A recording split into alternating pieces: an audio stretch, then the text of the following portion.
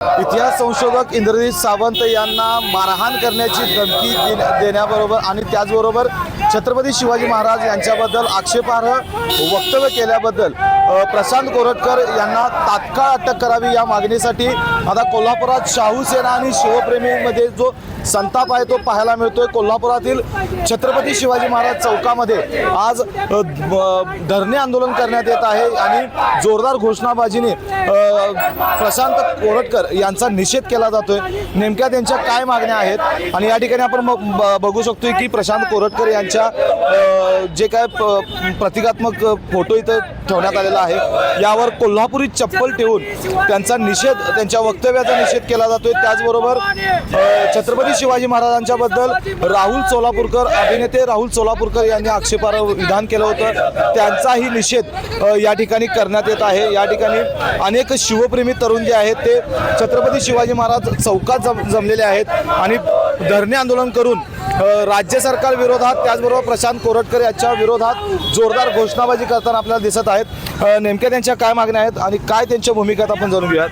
काय सांगाल, आज तुम्ही धरणे आंदोलन करताय, काय तुमच्या मागण्या आहेत? शक्यकर्ते छत्रपती शिवाजी महाराज, स्वातंत्र्यवीर धर्मवीर छत्रपती संभाजी महाराजांच्याबद्दल अवमानकारक आणि निषेधार्ह अशा पद्धतीची वक्तव्य प्रशांत कोरटकरांनी 2 दिवसापूर्वी केलेली होती। इतिहास संशोधक इंद्रजित सावंत यांना सुद्धा फोन करून धमकी देण्याचा प्रकार या कोरटकरने केलेला होता। या बाबतीमध्ये जुना राजवाडा पोलीस ठाण्यात 2 दिवसापूर्वी गुन्हा दाखल होऊन सुद्धा कोरटकर अद्याप पसार आहे। कोरटकरच्या दारात बंदोबस्त देण्याचं काम सरकारनं केलेलं होतं। सोलापूरकरनं वक्तव्य केल्यानंतर त्याला सुद्धा बंदोबस्त देण्याचं काम पोलीस प्रशासनाने केलेलं होतं, पण कोरटकरला अटक करण्याची आमची मागणी आहे। 2 दिवस होऊन सुद्धा जर कोरटकर मोकाट सुटत असेल तर अशा प्रवृत्तीला राज्य सरकार समर्थन देते काय हा प्रश्न आहे। आणि मुख्यमंत्री 6 तारखेला कोल्हापूर दौऱ्यावर येत आहेत। कोल्हापूरच्या सुपुत्राला अशा पद्धतीनं धमकी देऊन जर त्याच्यावर कोणतीच कार्यवाही मुख्यमंत्री करणार नसतील तर त्यांच्या दौऱ्यामध्ये शाहू सेनेच्या वतीनं गनिमी काव्यानं आम्ही आंदोलन करून ह्याचा जाब मुख्यमंत्र्यांना आम्ही नक्की विचारणार। नक्कीच जर बघितलं तर गेल्या काही दिवसात वारंवार छत्रपती शिवाजी महाराज असतील किंवा छत्रपती संभाजी महाराज असतील यांच्याबद्दल आक्षेपार्ह अपमानास्पद वक्तव्य केली जात आहेत, काय सांगाल? हे अशी वक्तव्ये 2014 पासून वारंवार घडत आहे आणि अशी वक्तव्य करणाऱ्या लोकांना ही सरकार वेळोवेळी त्यांना पाठिंबा घालून त्यांना तिथून पळवण्यात येते। ते विषय डायव्हर्ट करायला दुसरा विषय कोणता तरी येतो आहे। ही प्रत्येक 2014 नंतर प्रत्येक महापुरुषांचा वेळोवेळी अपमान करत त्यांना पाठीशी घालून त्यांना वेळोवेळी तिथून पळवून नेऊन हे सरकार हे काम करत आहेत। काय वाटतं आता सरकारनं काय करायला पाहिजे? सरकारनं अशा लोकांवर काही कडक काहीतरी कायदा ते अशा म्हणजे जे राष्ट्रपुरुष आपले असतील त्यांच्या विरोधात जे बोलणारे, ज्यांचे अपमान करणारे यांच्या विरोधात एक कडक काहीतरी कायदा आपल्या अंमलात आणून ही आमची अशी मागणी आहे। काय सांगाल, आता जर आपण बघितलं तर इंद्रजित सावंत यांना प्रशांत कोरटकर यांनी धमकी दिली होती, त्यानंतर त्या प्रशांत कोरटकर पोलिसांना सापडण्याआधीच दुसऱ्यांदा त्यांना धमकी देण्यात आली। निश्चितपणाने या 2 वर्षात महापुरुषांचा गेले सातत्यानं अपमान चालू आहे। संविधानिक पदावर बसणारा सुद्धा महाराजांचा काहीतरी स्टंटगिरी करायसाठी, लोकांच्या TRP वाढवण्यासाठी असा सातत्यानं अपमान करायला लागला आहे। तरी पण सरकार वारंवार गप बसलं आहे। का सरकार याच्याकडे कायदा अंमलात आणत नाही का? सरकार याला सामील आहे अशातली कुठली तर बाबा वाटत्या। आणि इंद्रजित सावंत यांना धमकी दिल्यानंतर प्रशांत कोरटकरच्या दारात बंदोबस्त लावला आणि प्रशांत कोरटकरच्या दारात बंदोबस्त लावून सुद्धा तो फरार होतोय। मग या पाठीमागे कुणाचा हात आहे का? काय यात सरकारचा हात आहे? खरोखर हे बघणं गरजेचं आहे आणि लवकरात लवकर सरकारनं अशा महापुरुषांचा अपमान करणाऱ्यांच्यावर कारवाई करून एक असा कायदा अंमलात आणला पाहिजे की परत असं कोणी अपमान नाही केला पाहिजे।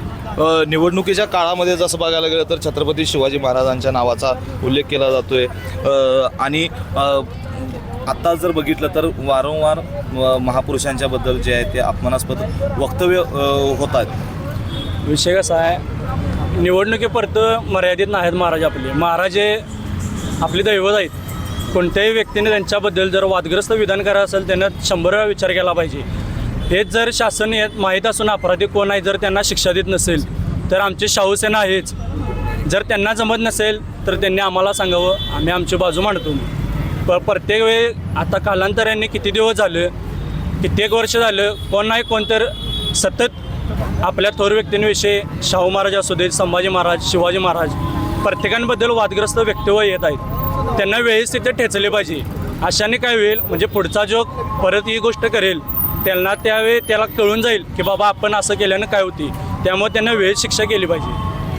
तुम्हाला काय वाटते, तुमची काय भूमिका आहे आता? छत्रपती शिवाजी महाराजांबद्दल प्रशांत कोरटकर जे बोललात, त्यांनी काय काय म्हणजे वादग्रस्त वक्तव्य जे केलं इंद्रजित सावंतवर, त्यांना धमकीचे जे हे पाठवलं, त्यांना लवकरात लवकर अटक करावी एवढीच आमची मागणी आहे. आता आंदोलनाचं तुम्ही आज धरणे आंदोलन केलं आहे, पुढचा टप्पा काय असेल? ज्यावेळी मुख्यमंत्र्यांचा दौरा त्यावेळी मग आम्ही ताकदीने होतो. तर आपण पाहिलं की वारंवार छत्रपती शिवाजी महाराज यांच्याबद्दल किंवा छत्रपती संभाजी महाराजांबद्दल अपमानास्पद वक्तव्य लोकप्रतिनिधींकडून केली जात आहे. त्याचबरोबर इंद्रजित सावंत यांना ज्या धमक्या दिल्या आहेत त्या प्रशांत कोरटकर यांना तात्काळ अटक करून कडक कारवाई करावी. महापुरुषांबद्दल आक्षेपार्ह विधान करणाऱ्यांबद्दल त्यांच्या विरोधात कडक कायदा राज्य सरकारनं अंमलात आणावा अशी मागणी देखील या शिवप्रेमींनी आपल्यासमोर बोलताना व्यक्त केली आहे. व्हिडिओ जर्नलिस्ट सचिन वरेकरसह सद्दाम मलिक, कोल्हापूर.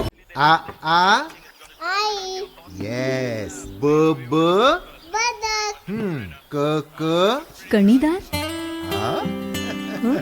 ख ख खमंग ग ग गोकुळ तू